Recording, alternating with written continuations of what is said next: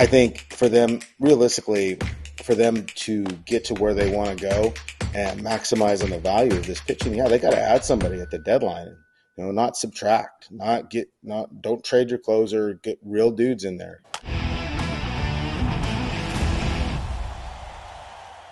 Great to have Seattle Times writer Ryan Divish back on Foul Oh, Territory, yes. and a great hat.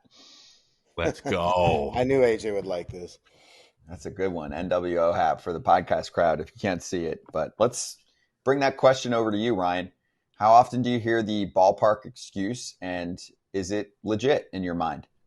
Well, you hear it more from hitters that have left the Mariners than you do currently.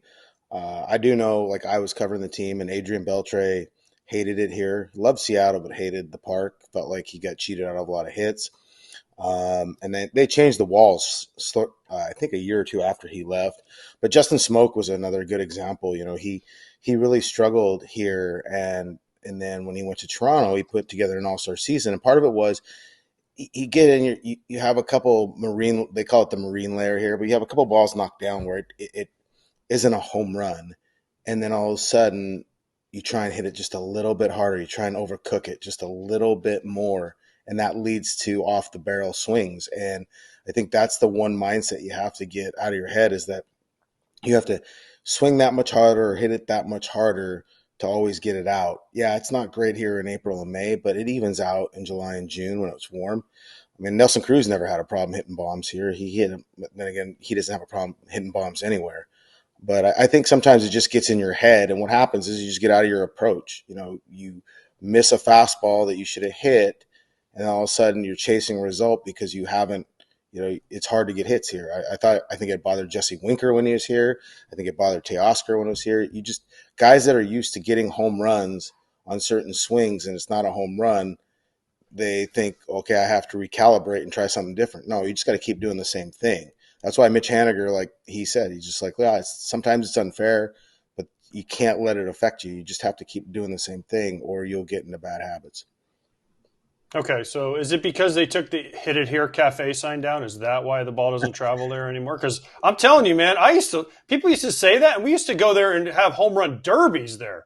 I mean, It was like, did the climate change affect the ball flight there? Because I'm serious. Like, I used to go to Seattle and BP, and it was like, all right, we're going to see how many we can hit off the window up there with the little bullseye, right? Mm-hmm. I mean, it was never – I mean, I can't remember hitting a ball in Seattle and being like, damn, that was a home run most places. I mean, I remember when I hit one, it went out just like every other park.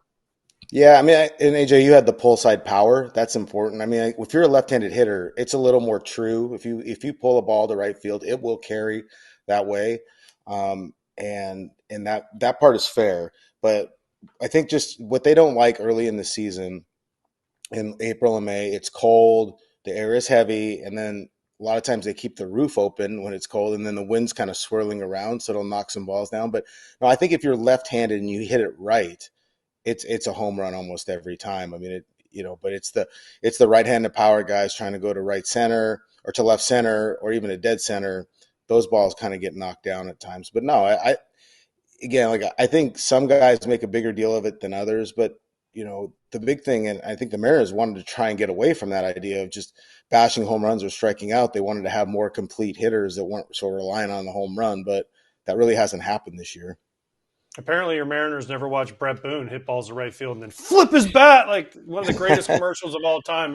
If you remember that, when they had him like flipping the rake and flipping like everything as he had no problem hitting homers there. I mean, he'd just flick balls right and go, whoa, bat flip. Yeah, the Boone had a different way of doing it. I know that. I mean, I think too, it is different. It's been colder here a lot more in April and May. We're actually working on a story about the marine layer, the heavy air, for our paper, just how it affects the ball flight. But yeah, I think, what we found too is that it stays warmer later in the year here.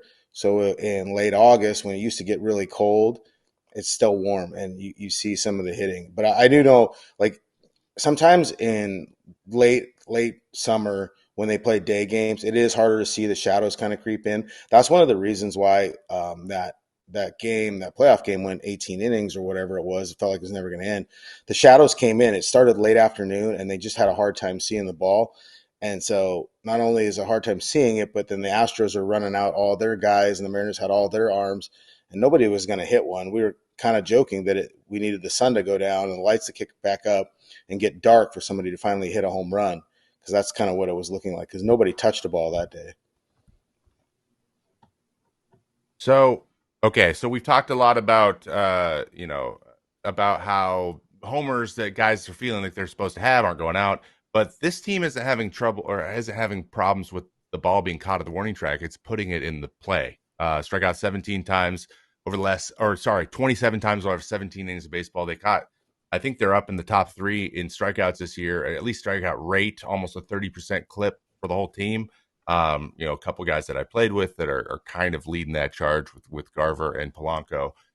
So what do you think is going on there? Why so much swing and miss? This was a team that I felt like had an issue last year with Teoscar and Suarez possibly being a little bit too much swing and miss in the middle of that lineup. I thought that was going to be closed up a little bit. It hasn't turned out that way.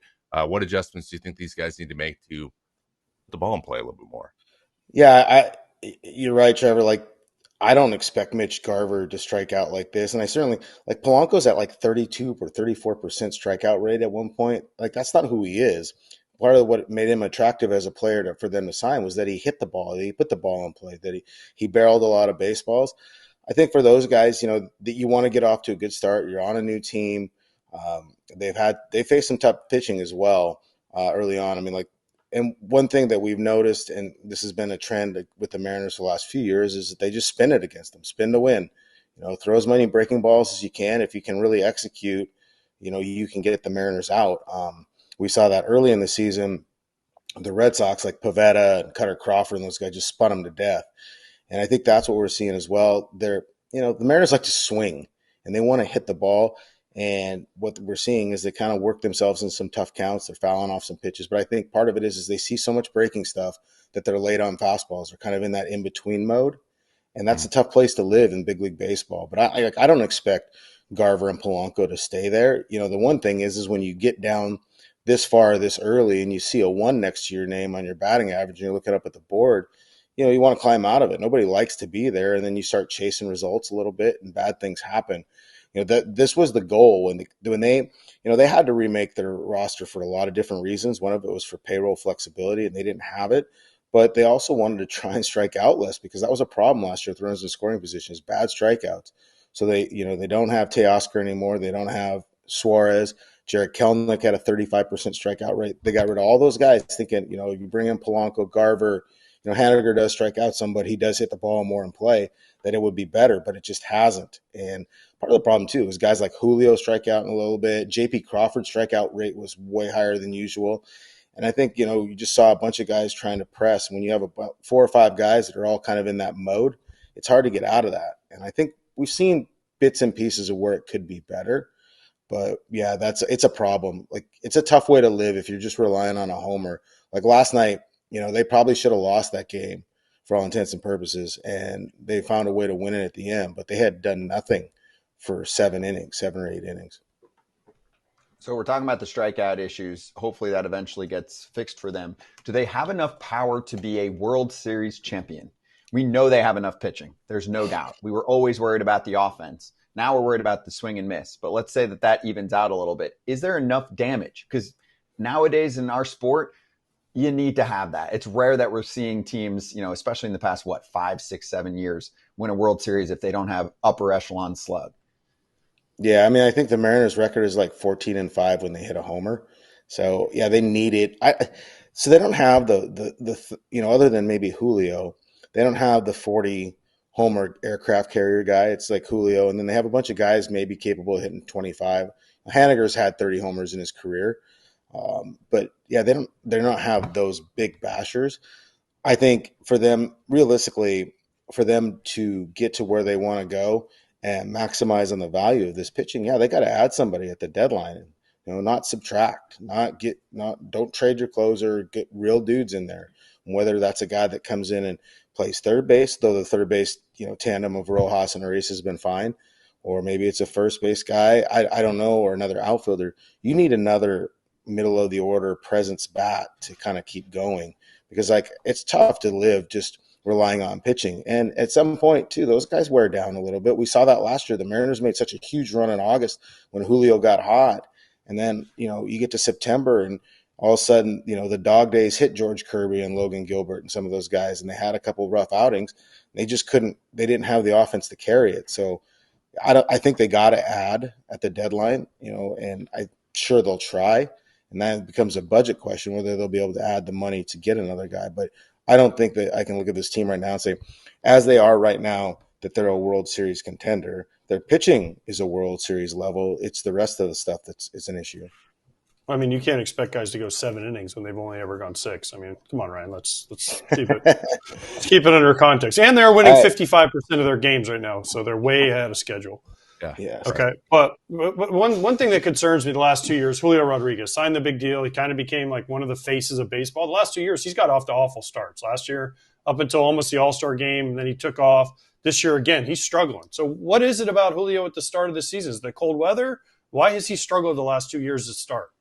I think this year he had kind of made some adjustments to his swing, kind of like the load aspect of it, trying to be more balanced. And I don't think it worked very well in the sense that like he just wasn't getting results. The whole thing is to calm down kind of the leg aspect a little bit because there was a lot of moving pieces. Well, he was just in between the whole time. He was late on a bunch of fastballs he should have hit. And then, all of a sudden he starts to chase. And I mean, that's the one thing with Julio, I've written about it before, but it's the old adage for power hitters when they're right-handed, bust them inside hard with fastballs and then just go soft away until they get themselves out.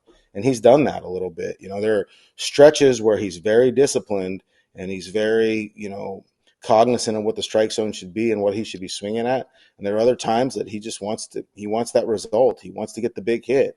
And I think that's part of his problem sometimes is he feels responsible when the offense isn't going, that he needs to do the hitting and save it. And I don't think that's what you have to do.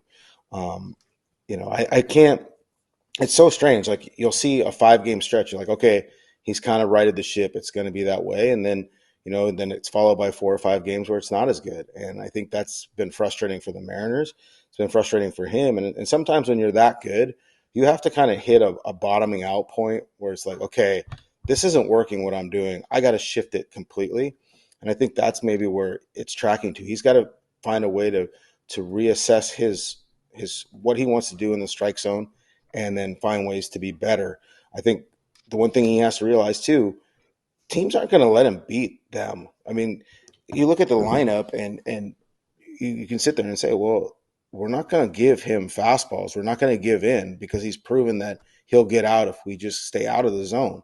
So he's only getting maybe 2 or 3 quality pitches that are, middle half of the plate that he can hit. And what he's doing is fouling them off. And I think that's the one thing he has to recognize too, is like you're just not going to get what you think you're going to get anymore. And you have to be able to capitalize on the few times you see it or be disciplined enough to spit on the ones that are out of the zone and take the walk and move on. And I think that's the big thing. When he's going right, his pitches per plate appearance are very high and he's seeing and he's forcing because they're not making mistakes. And you don't give them a chance to make mistakes if you swing at the first pitch or you chase one and you're just perpetually behind all the time. And I think can't force a result. You just can't. And I think that's what he's doing. You nailed. I agree with everything you said. I did a little bit of a deep dive on Julio too, and the whole going in on he's swinging it off the plate, and then now the pitches are actually coming over the plate a little bit more, and he's hitting those ones hard. I know his first homer the other day was a big boy homer, and it was finally a pitch that was actually over the plate and he went and got it. But how much do you mentioned expectations a little bit, and guys pressing, and especially with hitting. You hit somewhere else, you come here, you want to continue doing that. And this is one of those teams that has a pretty big fan base, a pretty vocal fan base. I feel like I've noticed that a lot since I've been here in April. and Julio's 23 years old. People forget how young he is. So how much do you think expectations is playing into not only him but the guys behind him? They just came here too, having new people come in all the time, and possibly knowing that like, hey guys, we're not like running away with this thing at the trade deadline. We want to keep everyone we have, because the last couple of years they've lost somebody, and that's not fun either. How much do you think that is playing into this? Hey, we got to get going. We got to get going. There's always a sense of urgency when you don't necessarily need it. Yeah, I do think that's an issue because everybody wants to perform, and like it's you guys know this, and it's so crazy. Like when fans sit there and say, "Oh, they just don't care."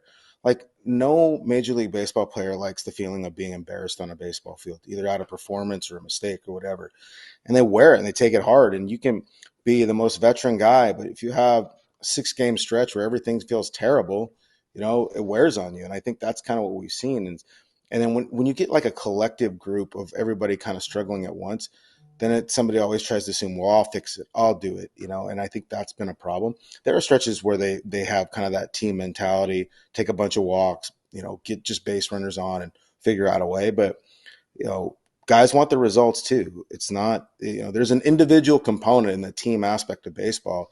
And I think people don't realize that big league players hate to look bad on a baseball field. They hate to look bad because you can't get there if you're not conditioned to perform. Like people can sit there and say, "Oh yeah, well I'm competitive." No, like when you're around Major League Baseball players or NFL football players, the level of commitment and the competitive nature for 99% of these guys is elite to almost scary, because that's how you get there. You can't just not care and get there unless you're supremely talented. And I think that's what we run to sometimes with the Mariners. And I think the Mariners really wanted to prove everybody wrong. Look, they knew what the offseason was like, and they felt like working within the confines, they had a pretty good roster, and they want to show people they're wrong. You hear about the Astros, you hear about the Rangers, and they felt like they were good enough to compete with those teams. They certainly knew they had the pitching to do it.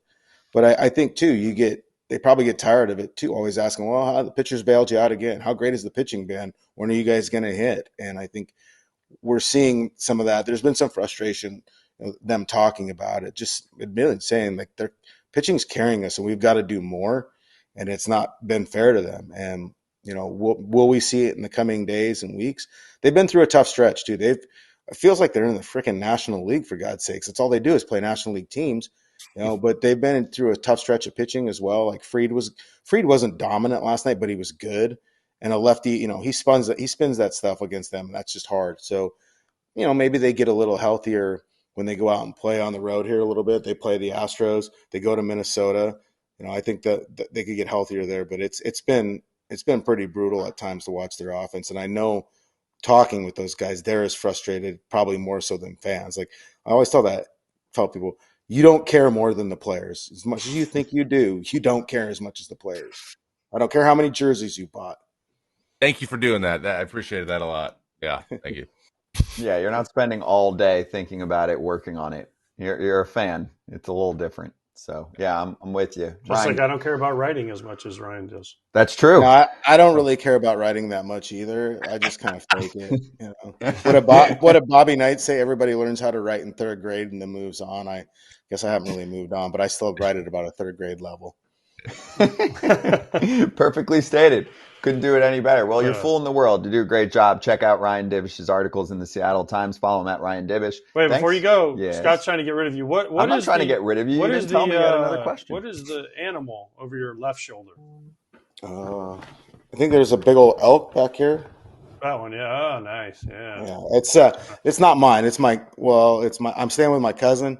He lives out on a farm out in Washington, and so he got the elk, but he got it in Montana, where I'm my hometown. So he comes back and hunts in Montana.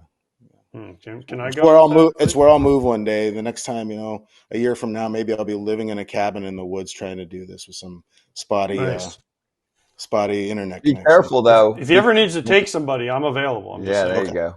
Be careful though. If there's a minor league park around there, some team might try to move there. Who knows? Just saying. You never know. Yourself some work out there in Montana. Ryan, good to talk to you, man. Appreciate it. Hey, thanks, guys. Take it easy. Hey, everybody. Be sure to like and subscribe for more content. We're back here every weekday, all year long, so do not miss an episode. The videos are coming in all day. Here's another video you might enjoy. Baseball the way it should be covered.